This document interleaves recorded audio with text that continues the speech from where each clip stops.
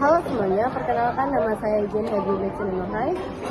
Saya dari Fakultas Ilmu Kesehatan dan Psikologi, Program Studi Psikologi Universitas Muhammadiyah Pontianak.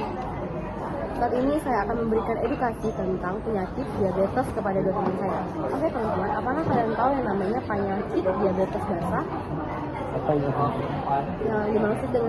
Yang dimaksud masyarakat dengan diabetes basah itu adalah diabetes mellitus yang disertai dengan infeksi. Jadi sejenis penyakit yang ketika kita mengalami luka dan luka itu tidak sembuh dan pada akhirnya luka itu harus diamputasi contohnya, karena diabetes basah itu cenderung tidak bisa sembuh.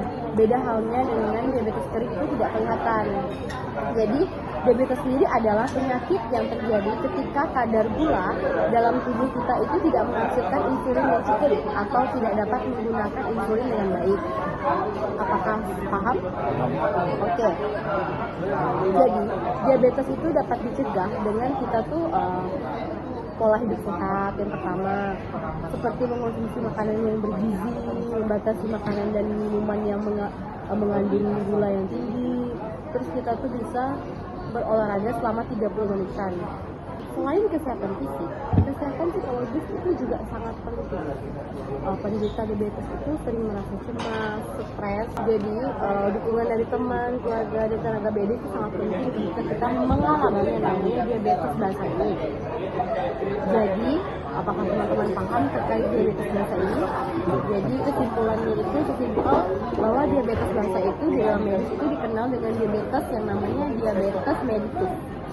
Itu adalah akibat luka, kita mengalami luka ini sembuh. Nah itu tuh sudah biasanya mengarah ke diabetes basah.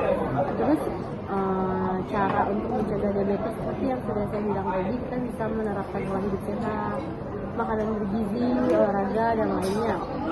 Dan kalaupun kita sudah mengalami hal itu, kita juga bisa minta konsultasi ke dokter dan tenaga medis. Dan kalau misalnya dari segi psikologisnya, kita bisa mendapat dukungan dari keluarga, teman, dan lainnya. Jadi jangan lupa hidup sehat ya. Terima kasih kakak. Ya.